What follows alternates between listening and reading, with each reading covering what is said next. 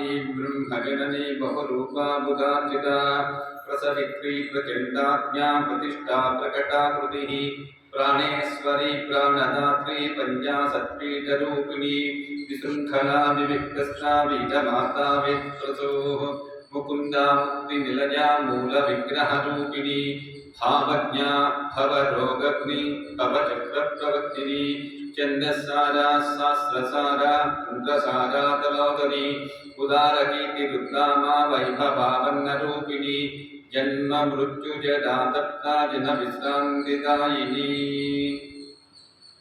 ప్రాపంచిక వ్యవస్థలో మనిషి అనేకమైనటువంటి సుఖాలకి అనేకమైన కష్టాలకి సమతూకంగా జీవిస్తూ ఉన్నాడు. నేను ఎందుకు పుట్టాను, నా జన్మకి కారణం ఏంటి, ఈ జన్మ రహస్యం ఏంటి, గురువుల దగ్గర వెళ్ళి పరిపూర్ణమైన స్థితికి చేకూరడానికి ఈ జన్మలో చేయవలసిన కార్యాలు ఇది కర్తవ్యముపాసి, నేను ఏం చేయాలో నా చేత నిర్ణయాత్మకంగా నువ్వు నడిపించవేయాలని చెప్పి గురువుని ప్రాధేయపడాలి. 8వ సంవత్సరం వయసులాగానే ఉపనయన కర్తవ్యం చేసి గురువుల దగ్గరికి పంపించేవారు. గురువు ఆ శిష్యుణ్ణి హక్కును చేర్చుకుని తానకు వచ్చినటువంటి విద్యంతా కూడా అపారంగా తెలియపరిచి తనలో ఉండేటువంటి సులువైన మార్గాన్ని, అంటే ఎప్పుడు కూడా సుఖాలే కోరుకోవడం అనేది మహా తప్పు. సుఖం కోరుకోకలేదు, సుఖం మనతోటే వచ్చింది. పుణ్యంతో ఎప్పుడు సుఖం వస్తుంది, సుఖం ప్రత్యేకించి కోరుకోకలా.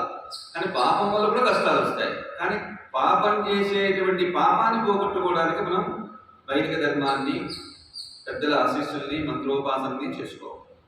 ప్రతి జీవి ఏం చేస్తున్నాడంటే అనేకమైనటువంటి సంవత్సరాల నుండి రోజుల నుండి వచ్చే కష్టాలన్నీ కూడా నిమిషాల మీద పోవాలనేటువంటి ప్రయత్నం చేస్తున్నాడు. ఎంత మాత్రం తప్పు కాదు, కానీ అది జరగదు. ఎందుకంటే పాపము చేస్తున్నాను, ఇది పాపము అనేటువంటి భావం ఎదుటివారు చెప్పకుండా మనం తెలియాలి. కారంగా ఉన్నప్పుడు మనం అంటాం, కానీ ఎదుటివాడు అంటావు నీకు కారం ఇకవైతే పక్కవాడు చెల్లించడు, నువ్వు చెల్లిస్తావు. నీ తీపికమైనా, నీ కారం ఎక్కవైనా, బకరెక్కవైనా నీలో ఉన్నటువంటి ఉనికి ఏ విధంగా వస్తుందో పాపకర్మకులు పడుకున్నా ఆ పాపాన్ని పోగొట్టుకునే ప్రయత్నం నువ్వు చేయాలి. పక్కవాడికి తెలిసింది అంటే నువ్వులో ఉండే పాపము ప్రకటితమైపోయింది. అంటే నువ్వు దుర్మార్గపు పూరితమైన దానిలో ఉన్నావు అనే భావం ప్రకటనైపోయింది. అంటే పూర్తిగా బయటకు వచ్చేసింది. అక్కడ ఏం చేయలేం.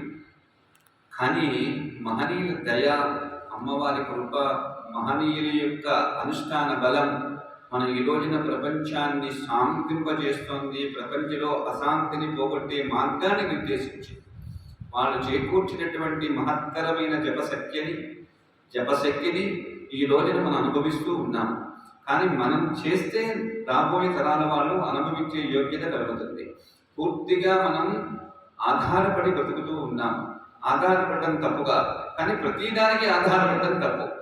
ఏమైనా ఒక భావంతో చేసేటువంటి పూజ పరిపూర్ణమైన చైతన్యాన్ని ఇస్తుంది. అమ్మవారు అదే చెబుతున్నారు. ప్రతి జీవి నేను సృష్టించిన దానికి ఒక కారణంతో సృష్టింపబడుతూ ఉన్నాడు. ఆ కారణాన్ని వాడు వదిలేసి అకారణంగా బాధలకి నిలబవుతున్నాడు. ఆ అకారణమైన బాధలకి వాడు పూర్తిగా కూరుకుపోతూ ఉన్నాడు. ఆ బాధల్లోంచి ఎప్పుడు తేరుకుంటాడు, ఎప్పుడు ఈ కర్మను విముక్తి పొందుతాడు? నేను పుట్టినటువంటి ప్రసవిత్రి, నేను ఎప్పుడైతే పుట్టించానో వాడికి ఒక అద్భుతాన్ని నిర్దేశించాను. ఆ నిర్దేశపూర్వకంగా వాడు లేడు. కారణం కలికల్మషనాశిని కలిపురుషుడు తలక ప్రభావం వాడి మీద ఎక్కువగా ఉంది. అది ఎవరు ఆపలేరు. ఎవరో ఏదో చెప్పారు, ఎవరో ఏదో చెప్తారు కాదు.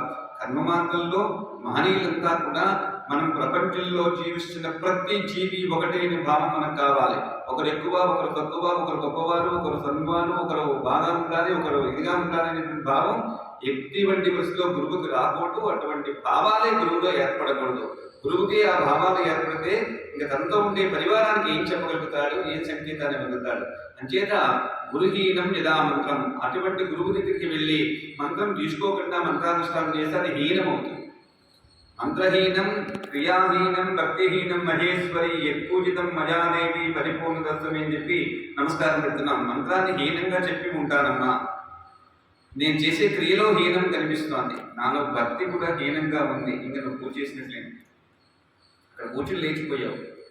అన్నీ హీనమే, అన్నీ హీనమే, అన్నీ హీనమే, కానీ నువ్వు నాకు ఇచ్చేది మాత్రం హీనం చెయ్యదు. ఎలా అవుతుందండి? ఎలా అవుతుంది చెప్పండి? అది సాధ్యమా? కానీ ఆవిడ తల్లి కాబట్టి భరిస్తోంది. మనం తరింపు చేయడానికి ఎన్నో భావాలతో ముందుకొస్తోంది. కానీ ఎన్నాళ్ళు చేస్తుంది, ఎన్నేళ్ళు చేస్తుంది? జీవాత్మ పరమాత్మ సంఘర్షణ మనలో మొదలైనప్పుడే మన సౌభాగ్యానికి అద్భుతమైన వృద్ధి కలుగుతుంది. ప్రతి జీవి ఒకటే చెప్తున్నానమ్మా, చిరస్మరణీయమైనటువంటి చైతన్యానికి ఒక రోజు కూర్చుని 1 గంట పూజ చేస్తే, 1 గంట జపం చేస్తే, 1 గంట మంచి భావాలతో ఆలోచింపజేస్తే ఆ రోజంతా శుభంగా ఉంటుంది. ప్రతిరోజు చేస్తే నెలంతా బాగుంటుంది. ప్రతి నెల చేస్తే సంవత్సరం అంతా బాగుంటుంది. ప్రతి సంవత్సరం చేస్తే మనం బ్రతికున్నంత కాలమే కాకుండా మనం అమ్మ దగ్గర ఐక్యమైన తర్వాత కూడా మనతో వస్తుంది. అది సంపద, అది నిజమైన సంపద. అటువంటి సంపదని మనం హాయిగా తెచ్చుకోవడం మానేసి మామూలు లౌకికంగా మన కంటికి కనిపించి వచ్చి మన కంటికి కనిపిస్తూ పోయేటువంటి సంపదని మానవుడు కోరుకుంటున్నాడు. తప్పు కాదు, సుఖపడాలి అనేటువంటి ఆలోచనే తప్పు కాదు. కానీ కష్టాన్ని కూడా ఎలా ఎదుర్కోవాలో ఆలోచనతో చేయకపోవడం మహాతప్పు. అంచేత మహిమాన్వితమైనటువంటి చైతన్యాన్ని ఈ రోజున కాదు, మనం పుట్టక ముందు కాదు, సృష్టితోటే పుట్టింది. భగవంతుడు ఉన్నాడా లేదా అనే సంశయం ఇప్పుడు మనకి ఎందుకు రావాలి? అసలు సంశయమే రాకూడదు. అమ్మవారు చెప్తున్నారు, నిస్సంశయ సంశయగ్ని నిర్భవ భవనాశిని. నలుగురు ఆనందంగా ఉంటే ఒకడు చూడలేకపోతున్నాడు. ఆ ఒకడు ఏం చేస్తున్నాడు? నలుగురిని విడగొట్టే ప్రయత్నాన్ని మొదలు పెడుతూ ఉన్నాడు. ఆ నలుగురిని విడబెడితే వీళ్ళైనా ఆనందం పడుతున్నాడా? లేదు. 5 ఏం చేస్తున్నారు? ఇంకో 15 మందిని. ఆ 15 మంది ఏం చేస్తున్నారు? 1000 మందిని. 1000 మంది ఏం చేస్తున్నారు? మొత్తం కలిసిగా అయిపోయింది. అంచేత మహా పెద్ద భాండాగారంలో ఉండేటువంటి నీటిలో ఒక విషపు చుక్క వేస్తే ఏ విధంగా అది మలినం అవుతుందో, అలాగే మానవ బుద్ధిలోని హీనమైనటువంటి వాక్యాన్ని చెప్పడం వల్ల వాటిలో భక్తి సన్నగిలుతుంది, భావం సన్నగిలుతుంది, పెద్దల ఎందుకు గౌరవం సన్నగిలుతుంది, సంఘంలో సంస్కృతిలో బతికేయడానికి జీవనమంతా కూడా సన్నగిలిపోతుంటుంది. ఆ జీవి ఎన్నాళ్ళకి ముక్తి పొందుతాడు, ఎన్నేళ్ళకి ముక్తి పొందుతాడు. కానీ ఒకటే చెప్తున్నాం, తపస్విని తపసారాధ్య తనుమధ్య తమోపహ.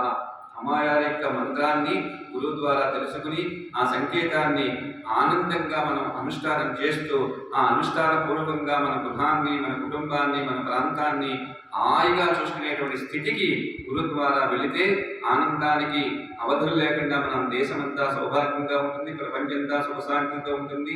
ప్రతిరోజు ఉదయం లేచిన తర్వాత ఏమి వినవలసి వస్తుంది, ఏమి చూడవలసి వస్తుంది అనేటువంటి భయానకమైనటువంటి వాతావరణానికి దగ్గరగా అయిపోతున్నాం మనం. ఇది ఎంత మాత్రం కూడా సమంజసం కాదు. రాబోయే తరాలు అమ్మవారు జీవించండి, సుఖంగా ఉందని చెప్పి అనేకమైన మార్గాన్ని గురువు ద్వారా మన సంకేతాన్ని పంపిస్తూనే ఉన్నారు.